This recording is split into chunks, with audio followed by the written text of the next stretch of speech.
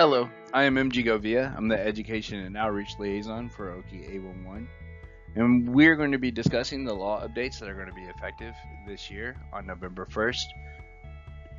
Just a reminder, Okie 811, our mission is to provide quality underground damage prevention services, and our value statement is delivering excellence through honesty, integrity, and having a highly engaged workforce and a fun and supportive workplace.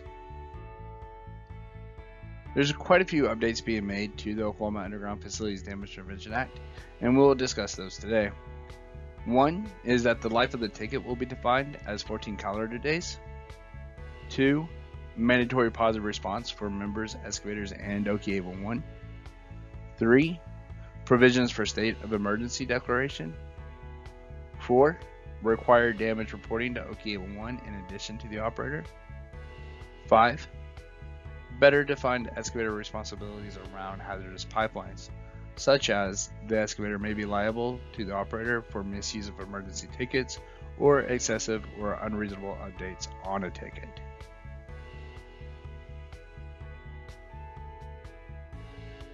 The Oklahoma Underground Facilities Damage Prevention Act states that all operators of underground facilities should be registered with Okie 811 and be in good standing. What that means is we need to know where their assets are located geographically and what personnel to notify when digging is taking place near those assets. For this to work, any excavator, whether professional or property owner, needs to give notice no less than 48 hours, excluding the date of notification, weekends, and legal holidays, before any excavation or demolition takes place.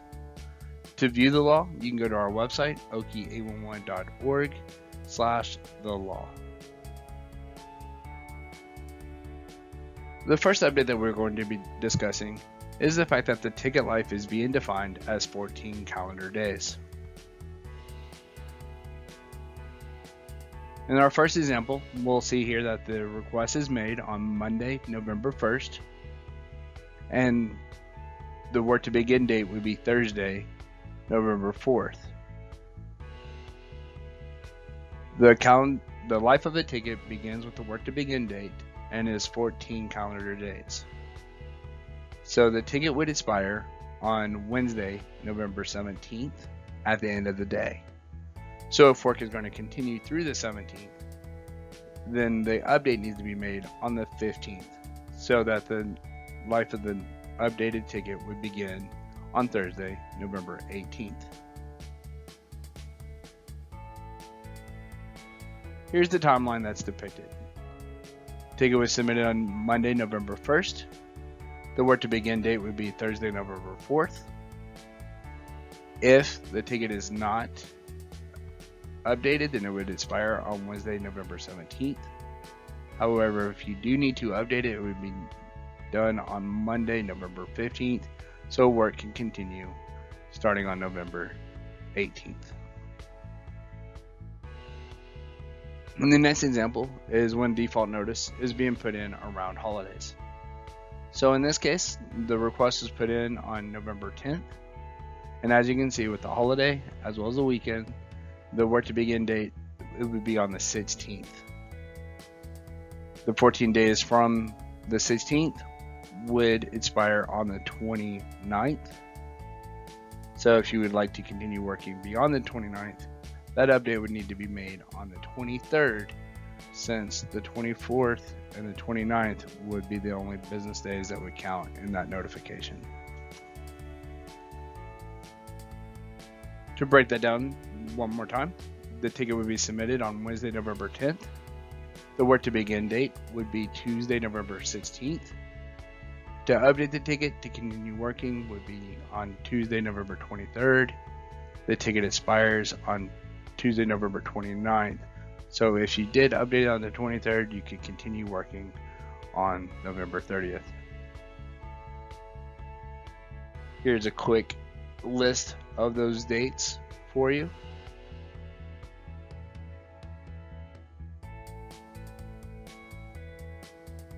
And one more example. This is when more than default notice is given. As we stated, you're to give no less than 48 hours, not including the date of notification, weekends, and holidays. However, you can give more than 48 hours notice. In this example, call or request was made on Monday, November 1st. The earliest by default would be the 4th of November. However, they gave us the work to begin date of Tuesday, November 9th. The 14 days would then begin from the work to begin date, which is the 9th. So the expiration would be on the 22nd. If you want to work beyond the 22nd, you would need to update on the 18th so that you're giving plenty of notice so that the work to begin date of the updated ticket would be the 23rd. So in that example, the ticket was submitted on Monday, November 1st. However, they gave a work to begin date of Tuesday, November 9th. The ticket would expire on Monday, November 22nd, if not updated. So if you would like to continue working beyond November 22nd, the ticket would need to be updated on Thursday, November 18th. And so the work to begin date of the update would be Tuesday, November 23rd. And here is those dates all listed out for you as well.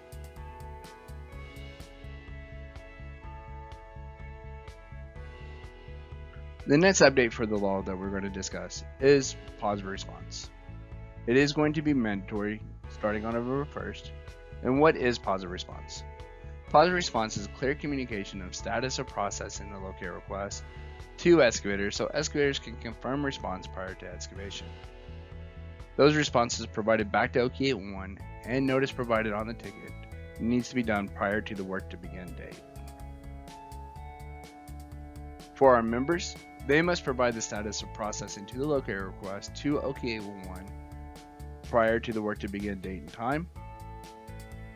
For our excavators, the excavators must check for a response from all companies on the locate request prior to the work to begin date and time.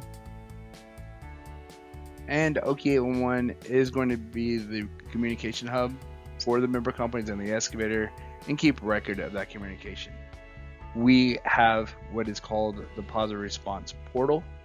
It is an opportunity for our excavators to see the response from each member company, and our member companies have the ability to post directly to it the status of their locate. Another update that is being made to the law is provisions for a state of emergency declaration. So during a state of emergency, time limitations do not apply. So those locate requests will be the start of the communication, and then the member company will provide timelines to the excavator via positive response. Required damage reporting to OK81. This is where any damage to underground lines must be recorded to OK81 in addition to notifying the underground operator.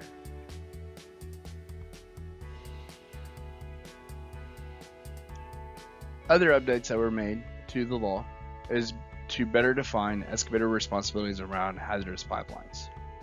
That'll include the preservation of markings during excavation around those underground facilities, and also misuse of emergency tickets and excessive update tickets when no excavation is taking place. So just for a reminder, you should always contact OK81 prior to any excavation, and that's to protect all underground facilities.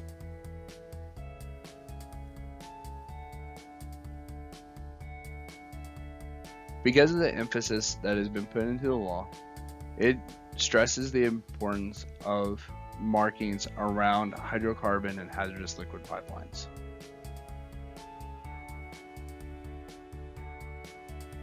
When work is taking place around pipelines or hazardous liquid, the excavators must maintain markings for the duration of the excavation work. If those markings are no longer visible, they must update their request before they continue work. Fraudulent requests is something that excavators may be liable for to the operator for cost of locates. So if excessive or unreasonable locates are submitted when no excavation is taking place, or if an emergency request isn't justified as an endangerment of life, health, or property, the excavator may be liable to the operator for the cost of those locate requests. That wraps up the updates that are going to be made in the 2021 update. If you have any questions or you have suggestions for future presentations, please email us. Our email address is education@oka11.org, and I hope you enjoy the rest of your day. Thank you.